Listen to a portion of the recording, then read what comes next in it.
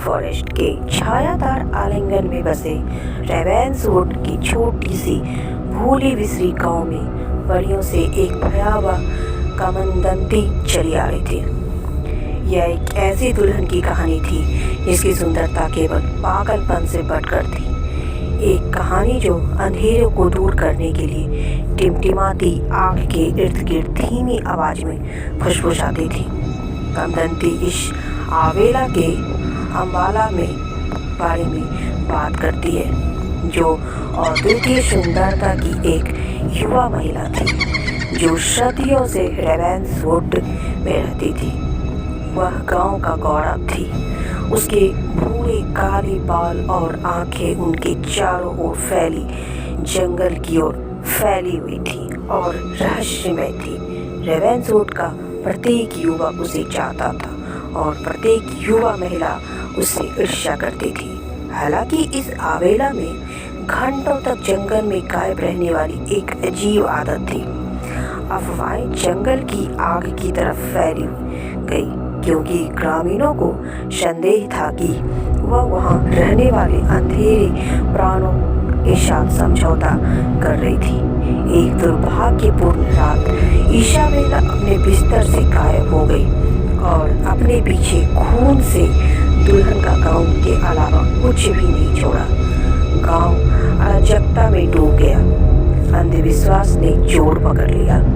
गांव वालों का मानना था कि इसाबेला को जंगल की आत्माओं ने ले लिया था क्योंकि वह छाया में बहुत गहराई में चली गई थी। सालों बीत गए और डरावनी दुल्हन की कहानी में रेवेंसवुड को परेशान कर दिया था। लोग एक भूती प्रेत के बारे में बात करते थे जो खून से सनी शादी की पोशाक पहने हुए भी जंगल में घूमती थी। जो कोई भी उसका सामना करता था उसका भयानक भाग्य हो जाता। वह अंधेरे में गायब हो जाता और फिर कभी दिखाई भी नहीं देता।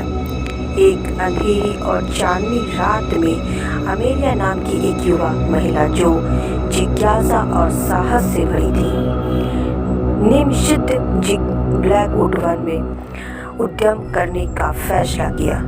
युवा अंधविश्वासों से पक चुकी थी और डरावनी दुल्हन के बारे में सच्चाई उजागर करना चाहती थी। जैसे ही वह जंगल में आगे बढ़ी, अमेलिया की लालटेन ने कांटेदार पेड़ों के बीच भयानक छाया वाली डाली सन्नाटा दमकारी था और हवा सदियों पुरानी रहस्यों की बोझ से बोझ थी।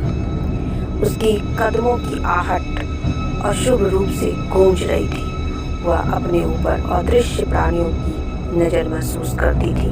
घंटों बीत गए और अमेलिया ने कुछ भी पाने की उम्मीद लगभग छोड़ ही चुकी थी जब वह एक जर्जरे उच्च रास्ते पर ठोकर खाई। तो उसके बाद वह एक साफ जगह पर पहुंची जहां एक जड़सन झोपड़ी थी। ऐसा कहा जाता है कि वह स्थान था जहां इसाबेला रहती थी और वे वजह उसके लालटेन से पुराने घर की मिलट की भी प्राचीन शादी की पोशाक का पता चला। जैसे ही अमेलिया ने गांव को छूने के लिए हाथ बढ़ाया, जंगल में एक ठंडी हवा चली जिससे उसकी लालटेन बुझ गई। उसके अंदर घबराहट फैल गई, लेकिन इससे पहले कि वह कोई भी प्रतिक्रिया कर पाती कि तभी बर्फ की तरह एक पीली हाथ ने उसकी कलाई को पकड़ लिया। एक धीमी ठंडी आवाज उसके कानों में फुसफुसाई, मैं तुम्हारा इंतजार कर रहा था। जब डरावनी दुल्हन उसके सामने प्रकट हुई तो अमेलिया डर से कांपने लगी। उसकी आंखें लाल आग के दो गोलों की तरह द्वेष से जल उठी। इसाबेला के दुल्हन के पोशाक अब खून से नहीं बल्कि गहरे रिश्ते हुए रंगों से सनी हुई थी। उसने अमेलिया को अपनी ओर खींच लिया और उसके चेहरे अब इंच भर दूर थे। मैं बहुत दूर तक भटक गई, इसाबेला ने फुसफुसाते हुए कहा। उसके सांसें मौत की तरह ठंडी थी।